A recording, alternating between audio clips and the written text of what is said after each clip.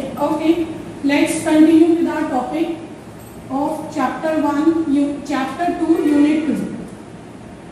Last class में हम लोगों ने करा था law of diminishing marginal utility की assumptions. आज हम करने जा रहे हैं law of diminishing marginal utility की exceptions. What are the exceptions? देखो ऑब्वियसली बात है, exceptions तो होती है ना लॉ की, ऐसा तो नहीं कि लॉ हर जगह लग जाएगा. तो exceptions means what? Exceptions to law of demand का मतलब क्या होता है? जहाँ law of demand नहीं लगता, मतलब कि प्राइस बढ़ने पर डिमांड बढ़ रही है, प्राइस गिरने पर डिमांड गिर रही है, वो एक्सेप्शंस है. ऐसे ही डिमिनिशिंग मार्जिनल यूटिलिटी की भी कुछ एक्सेप्शंस हैं. Exceptions means what? जहाँ पे लॉ नहीं लगता, यानी कि जहाँ पे मार्जिनल यूटिलिटी गिरेगी नहीं बढ़ेगी, जहाँ पे मार्जिनल यूटिलिटी गिरेगी नहीं बढ़ेगी, राइट. वो जो एजम्पशंस है वो तो अपने आप ही एक्सेप्शंस बन गई ना.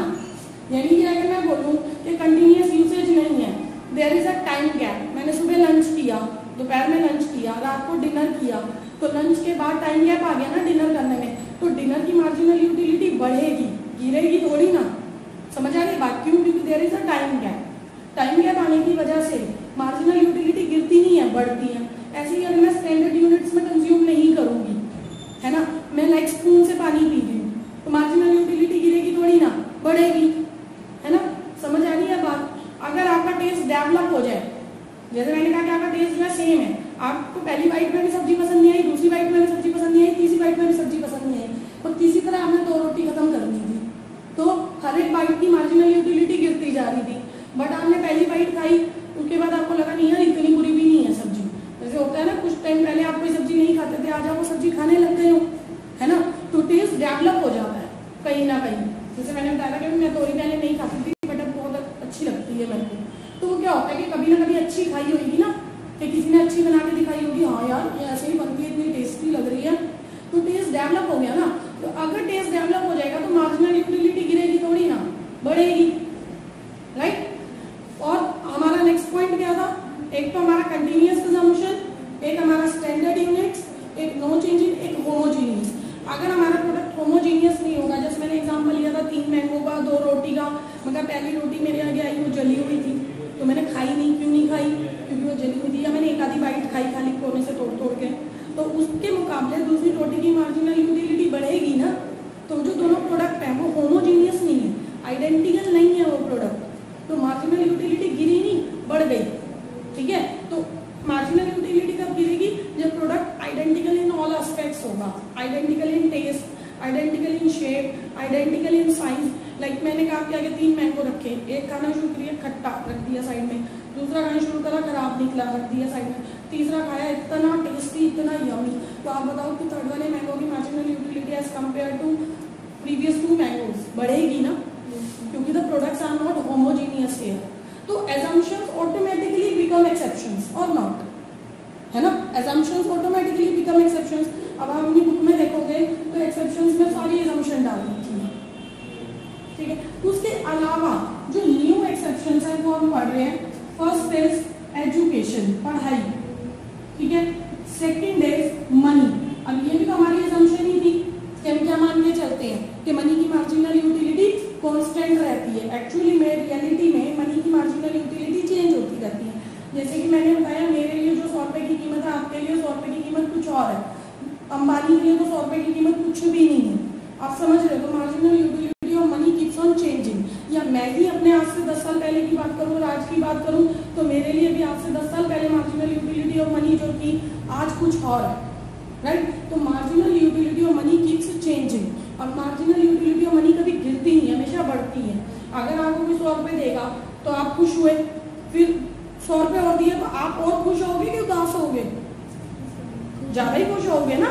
फिर और 100 रुपए मिले आप और खुश होगे, फिर और 100 रुपए मिले फिर आप और खुश होगे, है ना. समझ रहे हो आपको? तो मार्जिनल यूटिलिटी बढ़ती है. मनी की कभी भी मार्जिनल यूटिलिटी गिरती नहीं है, बढ़ती है हमेशा, राइट. आप कभी ऐसे नहीं बोलोगे बस मुझे और पैसे नहीं चाहिए, कभी नहीं बोलोगे. कभी भी फुल सेटिस्फेक्शन वाला केस आएगा ही नहीं, क्योंकि मनी ऐसी चीज है जितनी मिले उतनी कम है, राइट और रॉन्ग. ऐसे ही एजुकेशन है. अब आपने +2 क्लियर की, आगे क्या मेरे को फाउंडेशन करनी है, फाउंडेशन क्लियर हो जाएगी आप क्या कहोगे? मुझे इंटर करनी है, इंटर क्लियर हो जाएगी आप क्या कहोगे? मुझे फाइनल करनी है, फाइनल हो जाएगा तो आपको अच्छी जगह का जॉब करनी है. यानी आपको कहीं ना कहीं एजुकेशन की यूटिलिटी भी कभी गिरती नहीं है.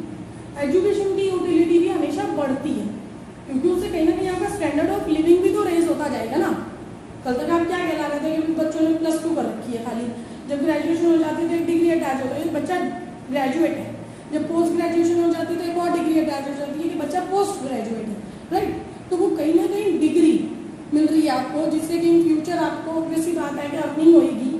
तो एजुकेशन की मार्जिनल यूटिलिटी गिरती नहीं है कभी भी, हमेशा बढ़ती है। देखो this is the exceptions. Next point, liquor. अगर मैं हैबिचुअल की बात करूं, लिकर, सिगरेट्स वगैरह की अगर मैं बात करूं, ये भी नहीं आता, ठीक है। तो लिकर, अब लिकर सिगरेट वगैरह की बात करें, अल्कोहल की बात करें, ड्रग्स की बात करें, तो इसकी मार्जिनल यूटिलिटी गिरती नहीं है। लोग क्या करते हैं, सिर्फ पीते हैं, हाँ बड़ा मजा आया, आनंद आया, एक और पीते हैं, मैंने मूवीज में देखा है, ठीक है। एक और पीते हैं और मजा आया, और एक और कहते हैं अच्छा और मजा आ रहा है, आनंद आ रहा है, बिल्कुल झूम रही है दुनिया। जब तक दुनिया के गम नहीं भूल जाते ना, पीते जाते हैं तो बस दुनिया को भूल जाए, ठीक है। तो मतलब कि हर एक स्लिप में मार्जिनल यूटिलिटी उनकी बढ़ती है, गिरती नहीं है ना। जैसे सिगरेट का एग्जाम्पल बोलते हैं, धुएं में दुनिया उड़ाते चले, राइट। उस पर स्मोकिंग इज लिखा हुआ है, hazardous to health, dangerous to health, फिर भी पीने वाले ने तो पीना ही है और उसको तो मजा आ रहा है ना। और उसके बाद धीरे धीरे जैसे एक बंदा शुरुआत करता है तो एक दिन में एक सिगरेट पीता है, फिर उसे मजा आने लग जाता है, तो फिर पर डे 2 हो जाती है, फिर 3 हो जाती है, फिर 4 हो जाती है, राइट। तो इनकी भी जो मार्जिनल यूटिलिटी है वो कम नहीं होती, बढ़ती है, क्योंकि पर्सन बिकम्स हैबिचुअल ना, due to continuous usage of that thing, right. Next is hobbies. अब आपकी कोई हॉबीज है, जैसे अगर किसी का नॉवल पढ़ने की हॉबी है कि भाई मेरे को रीडिंग नॉवल बहुत अच्छा लगता है, तो क्या करता है, एक नॉवल खत्म करता है, दूसरी नॉवल शुरू कर देता है, दूसरी खत्म करता है, तीसरी नॉवल शुरू कर देता है, तीसरी खत्म करी, अब तो ये वाली नॉवल पढ़नी है, अब तो ये वाली पढ़नी है। समझिए बात को। ऐसे ही जैसे किसी को अगर जैसे जो सीरीज वगैरह आती हैं उनका शौक है, तो बंदा क्या करेगा, एक सीरीज खत्म करेगा, दूसरी स्टार्ट कर देगा, दूसरी खत्म करेगा, तीसरी स्टार्ट कर देगा।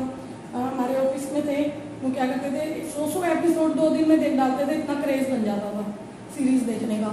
तो कहते बस ये सीरीज आज खत्म करके सोएंगे, तो पूरी रात लगा के भैया 100 एपिसोड खत्म। तो बेसिकली वो भी एक क्या है, वो चढ़ जाता है ना क्रेज का कि नहीं, और अगला एपिसोड क्या होगा, अगले सीन में क्या आएगा, है ना, इस तरह का क्रेज चढ़ जाता है। तो वो क्या होता है, हॉबीज, ठीक है, राइट। अब खेलने भी बच्चा बाहर जाता है, तो अभी मम्मी थोड़ी देर और दे दो प्लीज, 15 मिनट और दे दो, अब तो मजा आने लगा था खेल का, अभी तो शुरू किया था, अभी तो फ्रेंड्स आए थे, और है ना।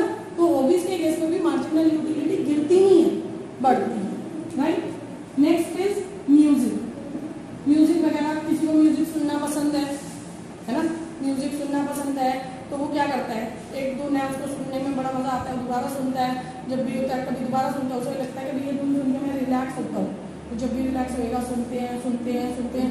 तो इसकी भी मार्जिनल यूटिलिटी कभी गिरती नहीं है। ऐसा नहीं है कभी कोई गाने से बोर हो, कोई नहीं होता बोर गाने वाने से ना, सिंगिंग से, म्यूजिक से कभी कोई बोर नहीं होता, राइट। तो म्यूजिक की भी मार्जिनल यूटिलिटी बढ़ती है। Next is माइजर। माइजर कौन होता है, कंजूस इंसान। तो कंजूस इंसान को क्या होता है, 2 पैसे बच गए बड़ा खुश, 4 बच गए और ज्यादा खुश, 6 बच गए और ज्यादा खुश। तो खुश होता जाएगा, जितनी ज्यादा एडिशनल यूनिट उसकी सेव होती जाएगी, रिसोर्सेज जितने ज्यादा सेव होंगे, हर एडिशनल रिसोर्स पे वो और ज्यादा खुश होगा, हर एडिशनल सेविंग पे और ज्यादा खुश होगा। अरे वाह आज तो 10 रुपए बचाए पूरे, तो वो खुश होगा, राइट। तो this is basically the exception of marginal utility. Last is prestigious goods. अब प्रेस्टिजियस गुड्स भी कैसे होते हैं, हाँ, स्नोब वाले, रैवलन वाले, ठीक है।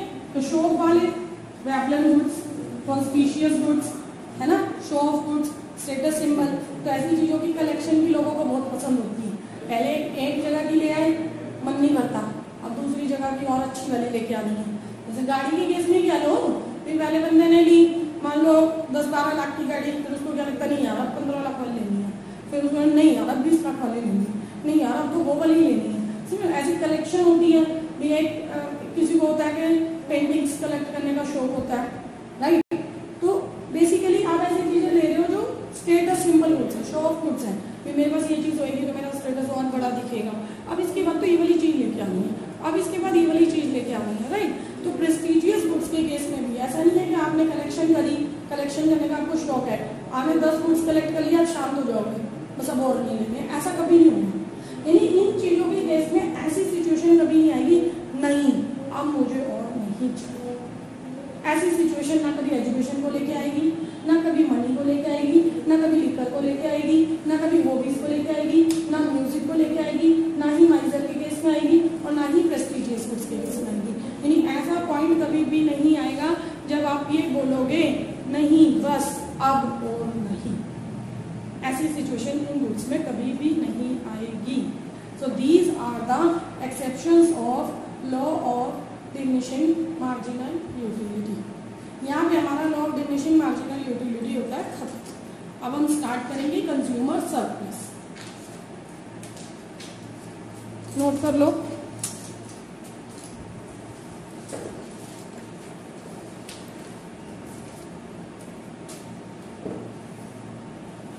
चलो जी, let's start.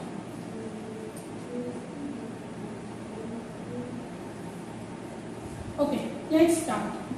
Now we are going to start consumer surplus. The topic is consumer surplus. देखो consumer surplus. What is consumer surplus? Consumer surplus is consumer surplus is what is willing to pay minus what he is willing to pay minus what he actually pays. He for consumer.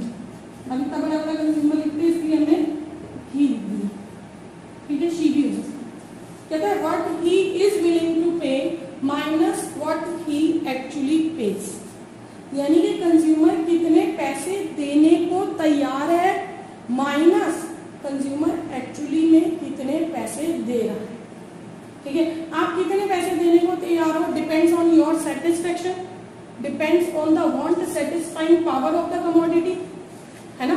आप obviously बात है, अगर आप खुद से कहीं जा रहे हो और आपको बहुत तेज प्यास लग गई तो उस पानी से आपकी वो उस पानी की बॉटल में वांट सेटिस्फाइंग पावर सबसे ज्यादा है, तो उसके लिए आप ज्यादा से ज्यादा पैसे भी देने को तैयार हो, राइट। समझ आ रही है बात। और एक्चुअली तो यही है ना, जैसे आप किसी के पास जाओ तो भाई पानी की बोतल दे दे, बहुत प्यास लग रही है, कितने भी रुपए ले ले, तो क्या कहेगा कितने भी दे दे, ऐसा तो नहीं बोलेगा ना। उसका तो एक प्राइस है ना, उसकी 20 रुपए की बोतल है, 50 रुपए की बोतल है, वो तो नहीं बोलेगा ना। आप उसको बोल दो कि जितने मर्जी ले लो, तो जोड़ना क्या देगा जितने मर्जी दे दो। समझ आ रही है बात। अब अगर कोई बंदा जैसे बीमार है तो आपको क्या लगता है कि इसको ठीक करने के लिए तो मैं कुछ भी देने को तैयार हूँ, मैंने घर बार भी बेच दूंगा पर इसको ठीक करना है। होता है ना, कभी सिचुएशन आ जाती है घर में, बड़ा बीमार है, बच्चा बीमार है, कुछ हो जाता है, तो बंदे की हालत ऐसी हो जाती है कि नहीं मैं तो घर तक भेज दूंगा इसके लिए, राइट। तो पर डॉक्टर क्या कह देते हैं, लाओ मकान के पेपर दे दो, है ना। ऐसा तो नहीं होता ना। तो हर चीज का एक प्राइस होता है ना। ऐसा तो नहीं मैं कितने भी देने को तैयार हूँ, सामने वाला क्या देगा कितने भी दे दे, सामने वाले का तो एक प्राइस है ना। और वो प्राइस में आपका घर बिकता है नहीं बिकता हो तो आपको देखना है, क्या पता उस घर के उस जो डॉक्टर का प्राइस है वो आपका बिना घर बिके पे हो जाए, है ना। और हो सकता है घर बेचना पड़ जाए, तो उसका तो अपना एक प्राइस है ना, राइट। समझ रहे। तो this is marginal utility. Marginal utility means satisfaction, marginal utility means anticipated satisfaction, right. तो क्या आप देने को तैयार हो माइनस क्या आप दे रहे हो, प्राइस। हर एक चीज का एक मार्केट प्राइस है, ऐसा नहीं है मैं जो देने को तैयार हूँ वही प्राइस बन जाएगा।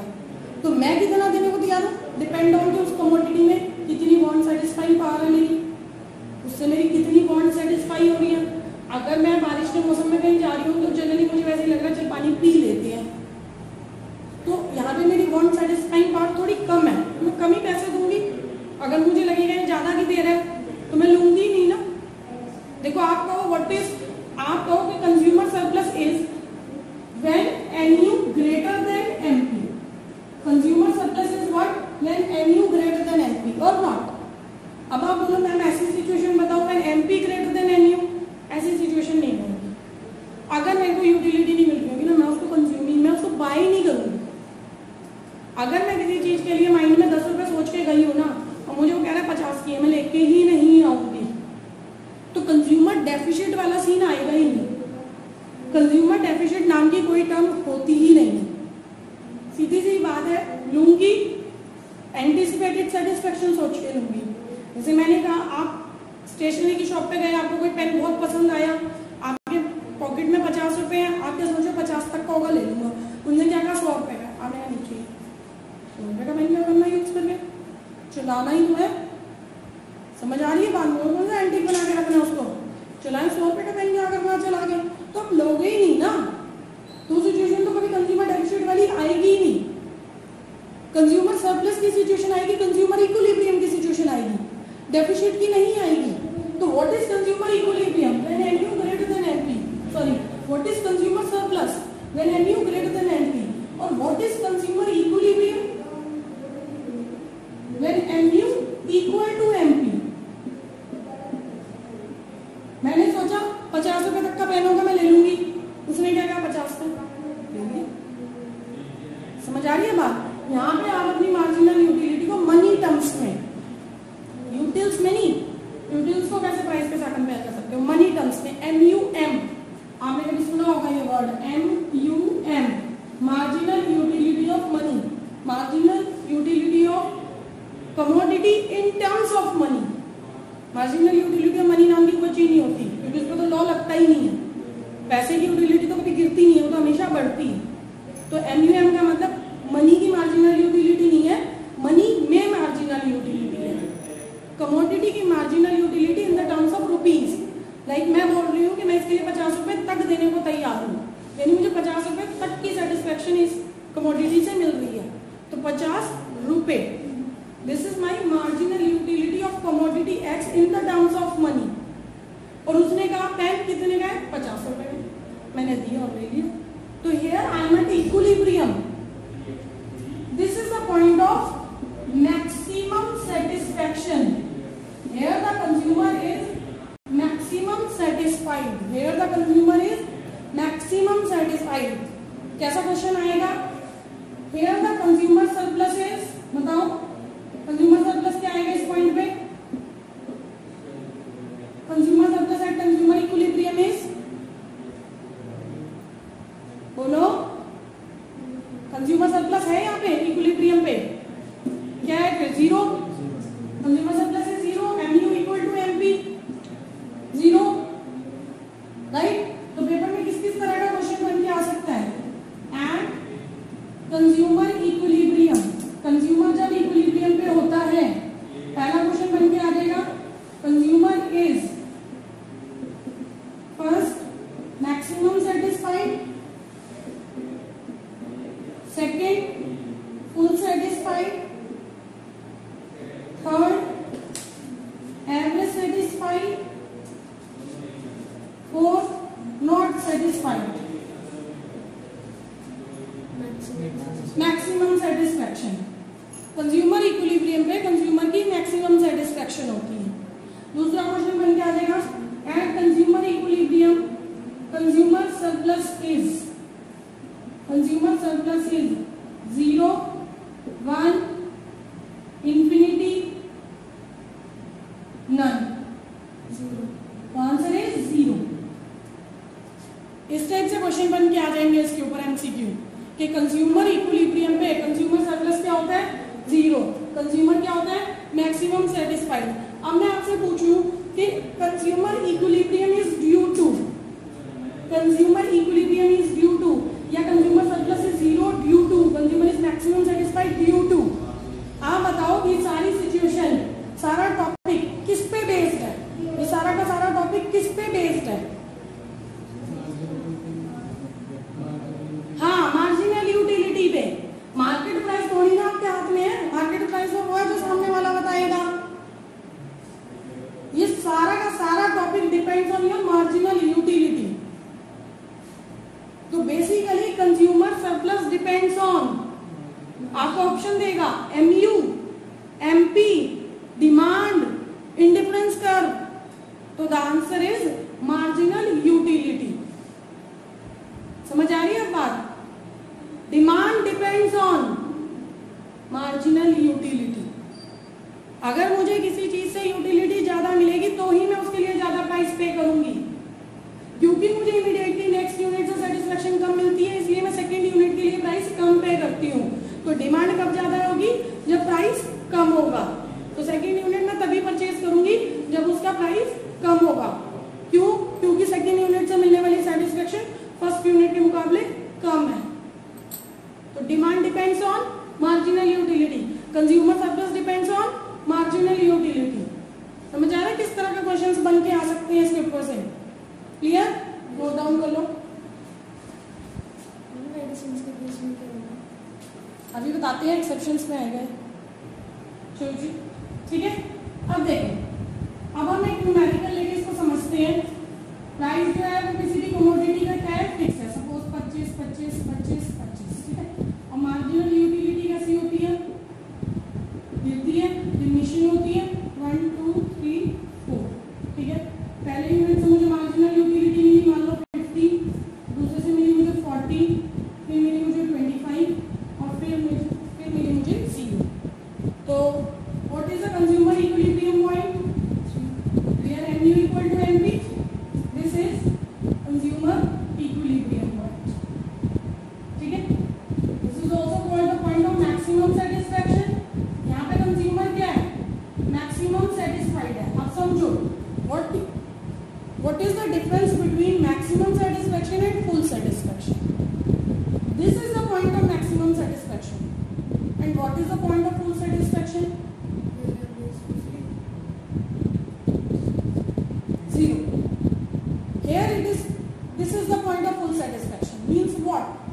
मतलब ये है कि भी देखो, मैंने पहली कमोडिटी कंज्यूम करी, परचेज करी, भी मैं 50 रुपए तक देने को तैयार थी। इतनी यूटिलिटी मुझे मिल रही थी कि मैं 50 तक देने को तैयार थी। चीज 25 की थी, मैंने ले ली, कंज्यूमर सरप्लस पे है। फिर मैं दूसरी कमोडिटी के लिए 40 रुपए तक देने को तैयार थी, राइट। दूसरी कमोडिटी के लिए मैं 40 रुपए तक देने को तैयार थी, पर प्राइस जो है वो 25 रुपए है। तो here the consumer is at surplus.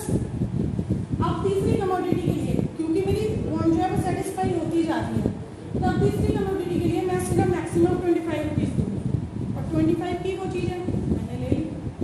अब चौथी कमोडिटी के लिए मैं 1 रुपया भी देने को तैयार थी। अब मैंने कहा मुझे नहीं चाहिए, अब मैं उसके लिए 1 रुपया भी देने को तैयार नहीं है, पर मैं कंज्यूम कर लूंगी अगर मुझे फ्री में मिली तो। यानी अगर मैं मनी टर्म्स में बोलूँ तो मुझे उससे कोई सेटिस्फेक्शन नहीं मिलती। 3 यूनिट्स कंज्यूम कर चुकी हूँ, 4th वाले से मुझे कोई सेटिस्फेक्शन नहीं मिलती, तो 4th वाले को मैं कंज्यूम कर सकती हूँ अगर फ्री में मिले, पैसे नहीं दूंगी।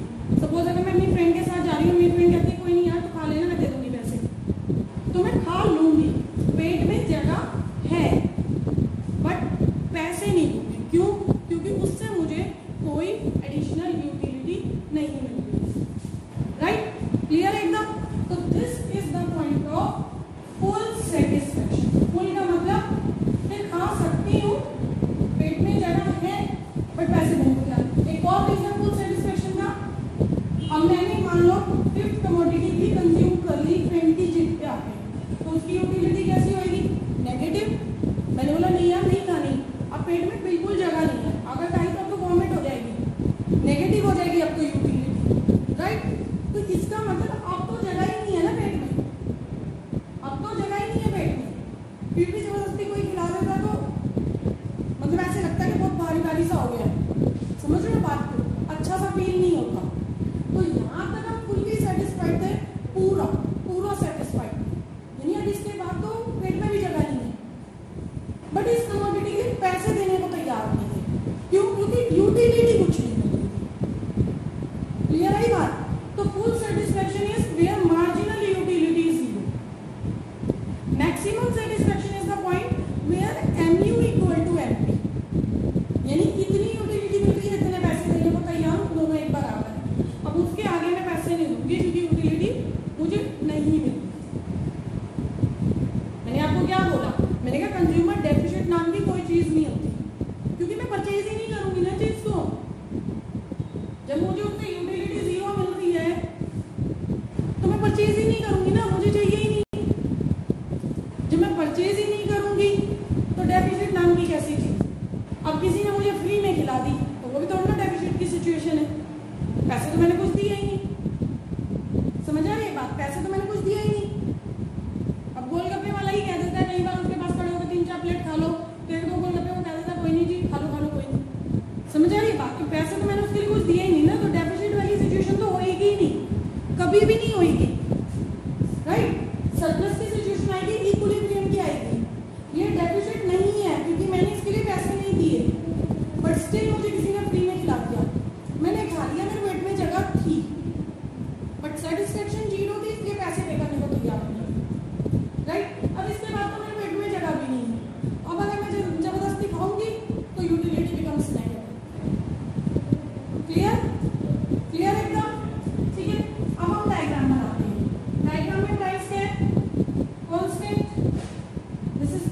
25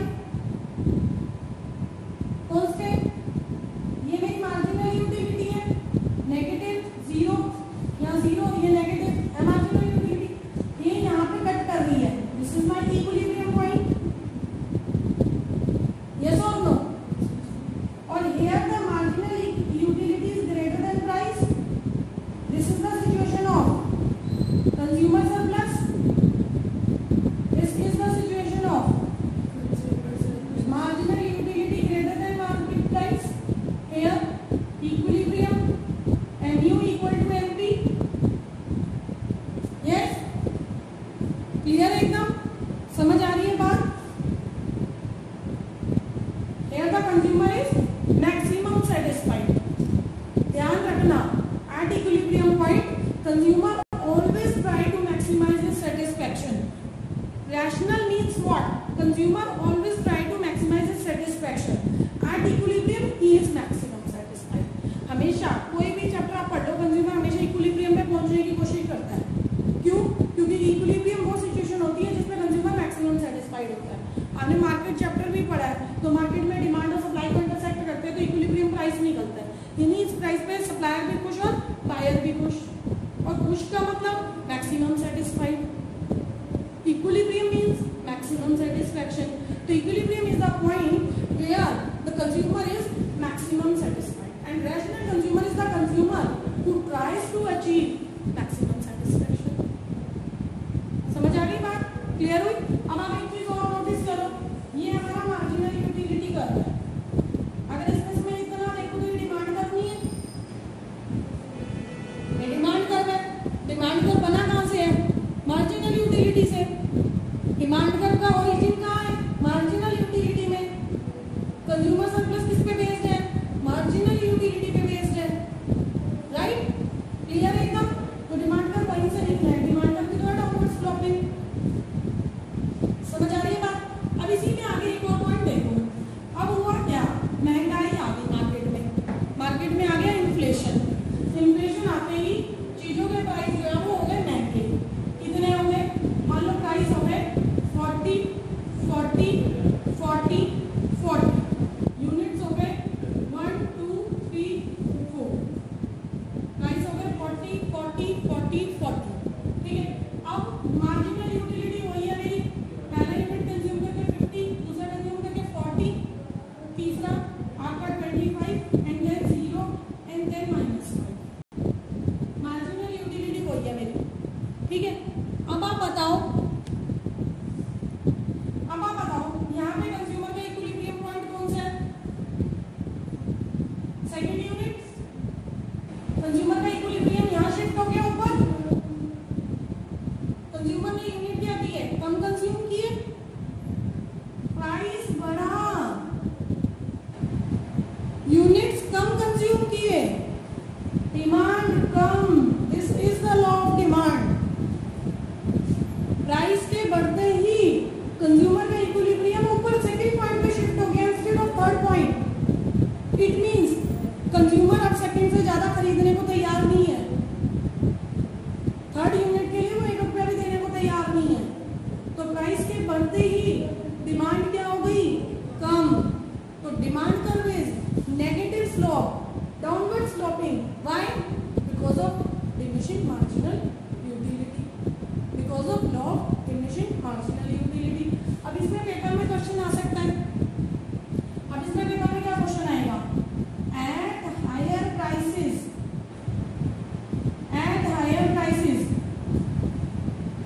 कंज्यूमर का इक्विलिब्रियम डिस्टर्ब हो गया, कंज्यूमर का इक्विलिब्रियम डिस्टर्ब हो गया, तो कंज्यूमर का equilibrium shift to lower units, higher units, equal as previous और ऑल या none, at higher prices consumer equilibrium shift to,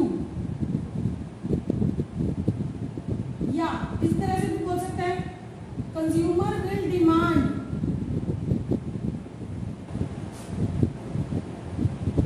higher units, lower units, equal, none,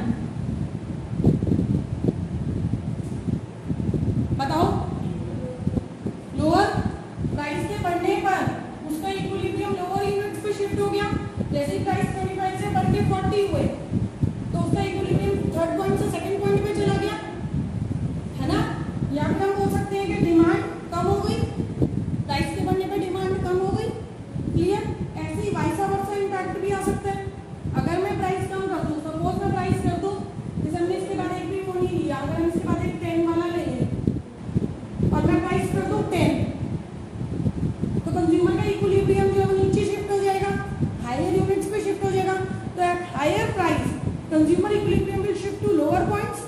At lower price, consumer equilibrium will shift to higher points, right? That's why at higher price demand is less, at lower price demand is more. This is the reason why demand curve is downward sloping. This is the rationale of demand curve. This is the logic behind demand curve. Why the price fall, demand increases and vice versa, because of this impact. Clear एकदम? ठीक है, तो इस तरह question बन के आएगा, आप समझ आ गया? यही सेम लैंग्वेज स्टडी मटेरियल में भी लिखी हुई है, तो अब जब आप पढ़ोगे अब आपको क्लियर हो जाएगी ये लैंग्वेज। करो नोट। Let's start. अब हम कर रहे हैं limitations of consumer surplus. Limitations of consumer surplus, ठीक है? Limitations of consumer surplus. अब लिमिटेशंस कह लो, एक्सेप्शंस कह लो, कुछ भी कह लो, कंज्यूमर सरप्लस कहाँ अप्लाई नहीं होगा, ठीक है? तो सबसे पहली बात, prestigious goods. Prestigious goods, prestigious goods. अब आप बताओ, प्रेस्टीजियस गुड्स पे कंज्यूमर सरप्लस क्यों नहीं अप्लाई होगा? क्यों नहीं अप्लाई होगा? मार्जिनल यूटिलिटी नहीं अप्लाई होता, उनसे सी बात है। कंज्यूमर सरप्लस डिपेंड्स ऑन, तो जब प्रेस्टीजियस गुड्स की मार्जिनल यूटिलिटी नहीं गिरती, लॉग मार्जिनल यूटिलिटी की एक्सेप्शन है नहीं, कैसा क्वेश्चन आएगा? ना कहते जितने मर्जी दे दो। समझ आ रही है बात? अब अगर कोई बंदा जैसे बीमार है तो आपको क्या लगता है कि इसको ठीक करने के लिए तो मैं कुछ भी देने को तैयार हूँ, मैंने घर बार भी बेच दूंगा पर इसको ठीक करना है। होता है ना, कभी सिचुएशन आ जाती है, घर में बड़ा बीमार है, बच्चा बीमार है, कुछ हो जाता है, तो बंदे की हालत ऐसी हो जाती है कि नहीं मैं तो घर तक बेच दूंगा इसके लिए, राइट? तो पर डॉक्टर क्या कह देते हैं, लाओ मकान के पेपर दे दो, है ना? ऐसा तो नहीं होता ना, तो हर चीज का एक प्राइस होता है ना। ऐसा तो नहीं मैं कितने भी देने को तैयार हूँ, सामने वाला भी कह देगा कितने भी दे दे, सामने वाले का तो एक प्राइस है ना, और वो प्राइस में आपका घर बिकता है नहीं बिकता हो तो आपको देखना है। क्या पता घर के जो डॉक्टर का प्राइस है वो आपका बिना घर बिके पे हो जाए, है ना? और हो सकता है घर बेचना पड़ जाए, तो उसका तो अपना एक प्राइस है ना, राइट? समझ रहे? तो this is what, this is marginal utility. Marginal utility means satisfaction, marginal utility means anticipated satisfaction, right? तो क्या आप देने को तैयार हो माइनस क्या आप दे रहे, price.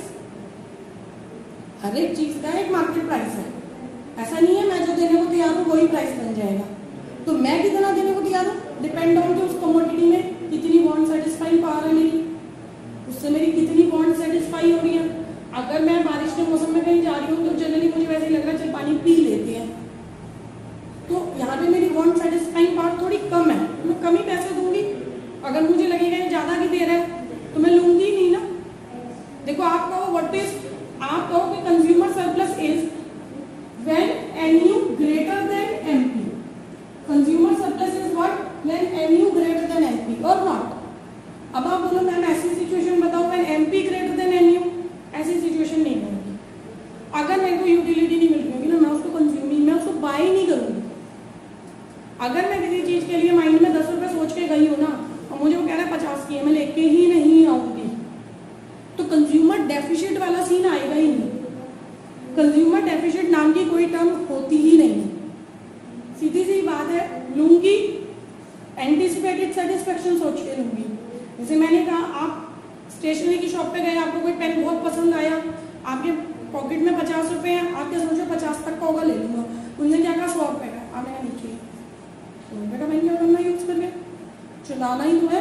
Commodity in terms of money, lower units equal none. बताओ लोअर प्राइस के बढ़ने पर उसका इक्विलिब्रियम लोअर यूनिट्स पे शिफ्ट हो गया। जैसे प्राइस 25 से बढ़ के 40 हुए तो उसका इक्विलिब्रियम थर्ड पॉइंट से सेकंड पॉइंट पे चला गया, है ना? या फिर हम बोल सकते हैं कि डिमांड कम हो गई, प्राइस के बढ़ने पर डिमांड कम हो गई। क्लियर? ऐसे ही वाइस वर्सा इंपैक्ट भी आ सकता है। अगर मैं प्राइस कम कर दूं, सपोज मैं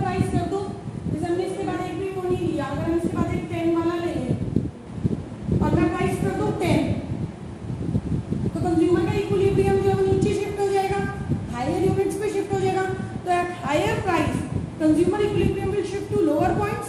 At lower price, consumer equilibrium will shift to higher points, right? That's why at higher price demand is less, at lower price demand is more. This is the reason why demand curve is downward sloping. This is the rationale of demand curve. This is the logic behind demand curve. Why the price fall, demand increases and vice versa because of this impact. Clear एकदम? ठीक है? तो इस तरह question बन के आएगा, आप समझ आ गया? यही सेम लैंग्वेज स्टडी मटेरियल में भी लिखी हुई है, तो अब जब आप पढ़ोगे अब आपको क्लियर हो जाएगी ये लैंग्वेज। करो नोट। Let's start. अब हम कर रहे हैं limitations of consumer surplus. Limitations of consumer surplus, ठीक है? Limitations of consumer surplus. अब लिमिटेशंस कह लो, एक्सेप्शंस कह लो, कुछ भी कह लो, कंज्यूमर सरप्लस कहाँ अप्लाई नहीं होगा, ठीक है? तो सबसे पहली बात prestigious goods. Prestigious goods, prestigious goods.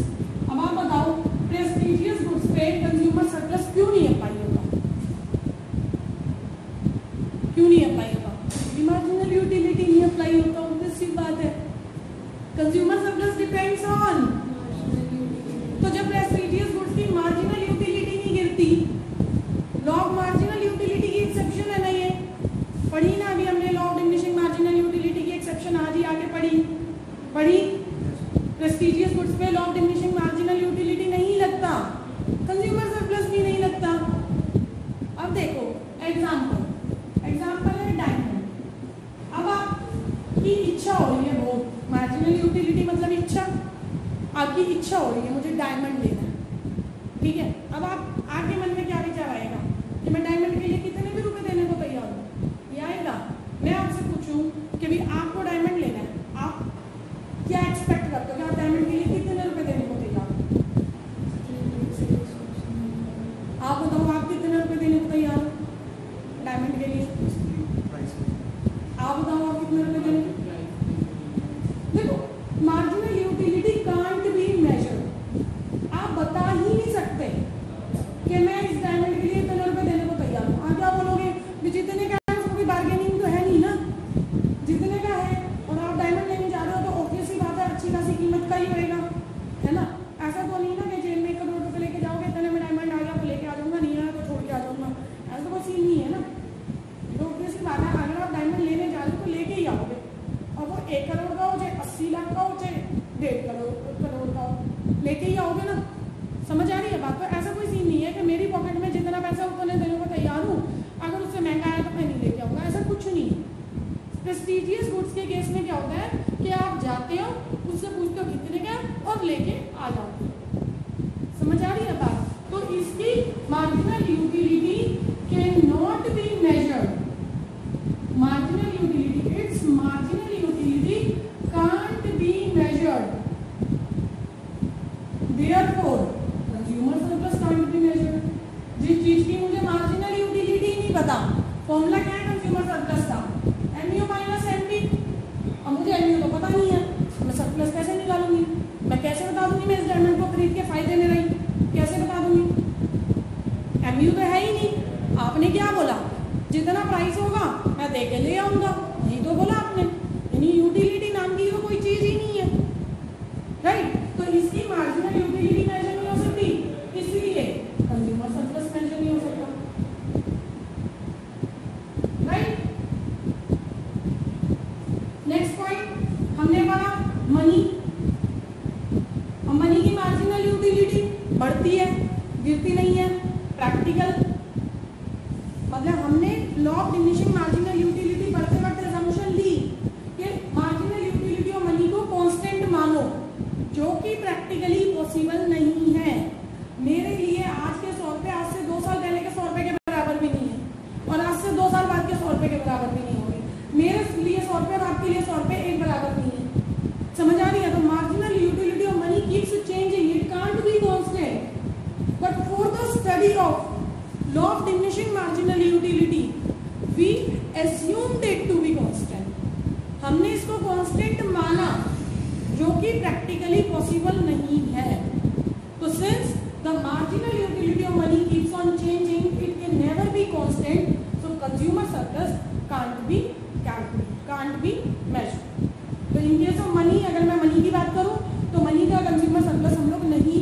सकते। Why? Because marginal utility of money keeps on changing, right? Since marginal utility of money keeps changing,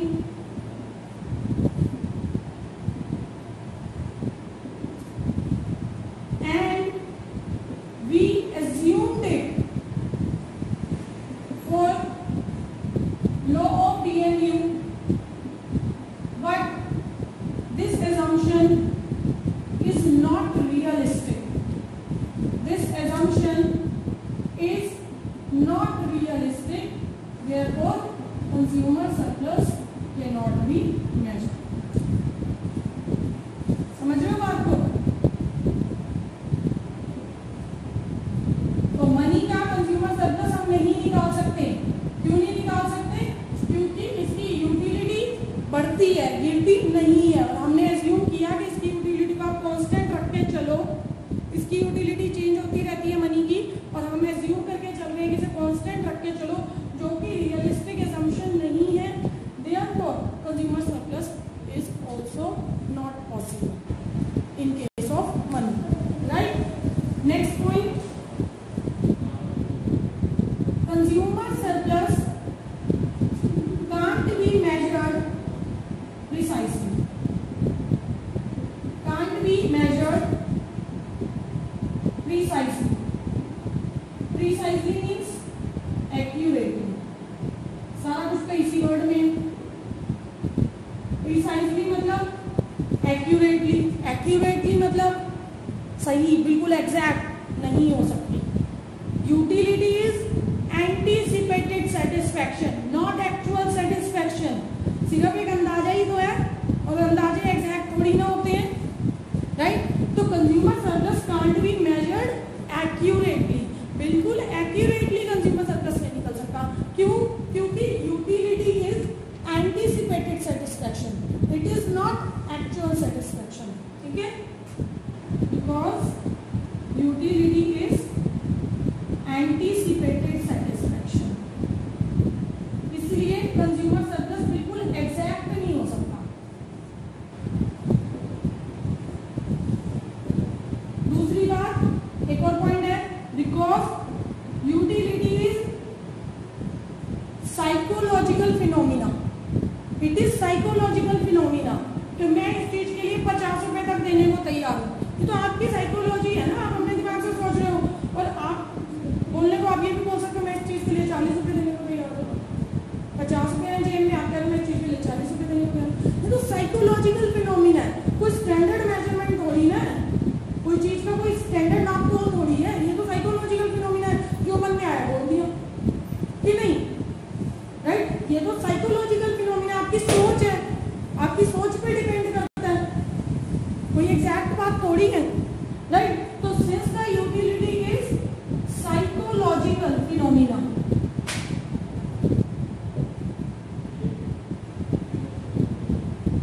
and utility is anticipated satisfaction, therefore it cannot be measured accurately.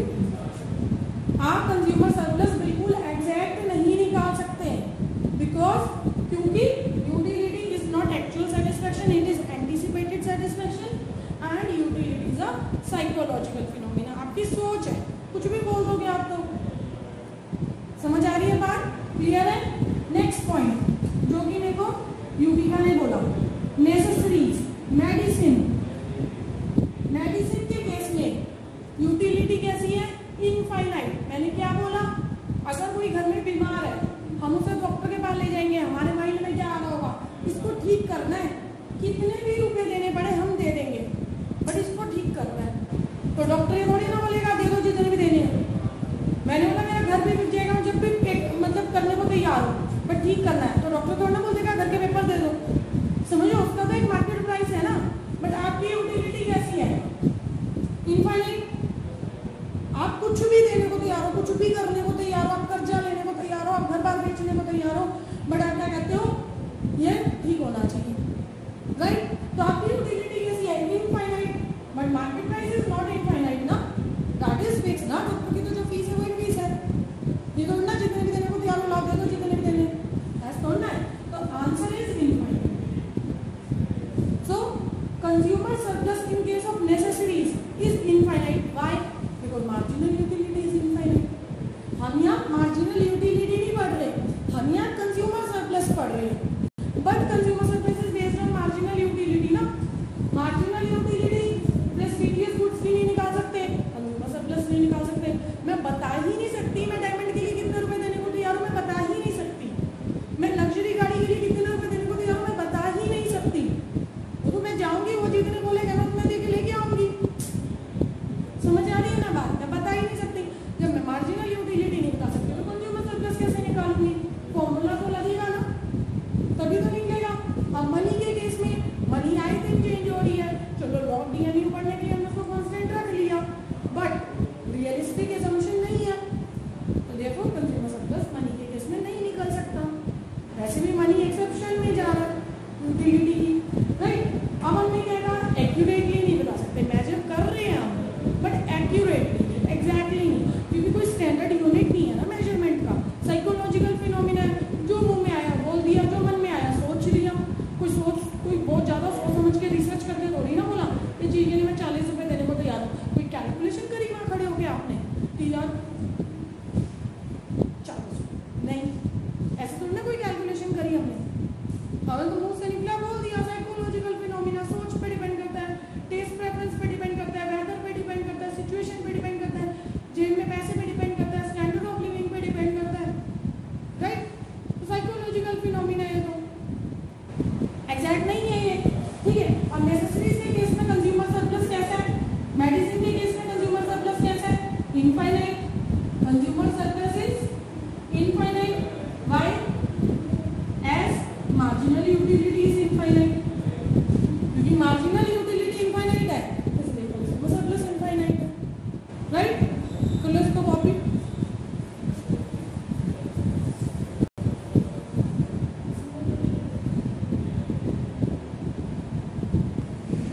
Now the last point is consumer surplus is affected by availability of substitutes.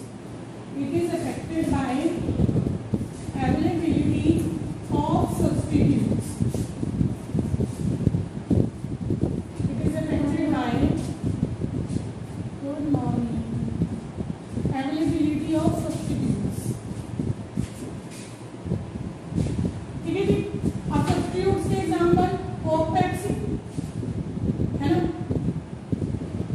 अब Coke से marginal utility आपको मिल रही है, Coke पियो या Pepsi, आप कैसा भी मेरे लिए तो एक बराबर ही है ना. मुझे बहुत तेज प्यास लग रही है, मैं किसी दुकान पे चढ़ी, मैंने कहा भैया कोक दे दे, उसने कहा कोक नहीं है, मैं कहा चल पेप्सी दे दे, है ना.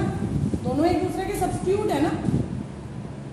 अगर आपको बहुत तेज ठंड लग रही है, आप किसी शॉप पे जाते हो, टी स्टॉल पे आप जाते हो, चाय दे दे, उन्होंने कहा चाय नहीं है, चल भाई कॉफी दे दे.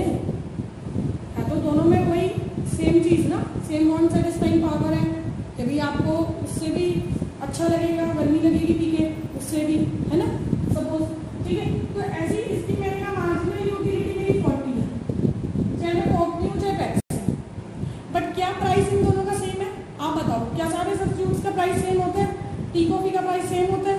नहीं, प्राइस इज डिफरेंट.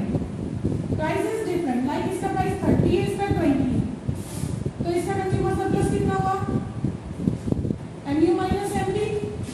इसका कितना हुआ? MU माइनस MP, right? Consumer surplus is different ना. Why? Because the market price is different. तो consumer surplus is affected by availability of substitute. किसी भी गुड जिसके सब्स्टिट्यूट होंगे उसका कंज्यूमर सरप्लस अलग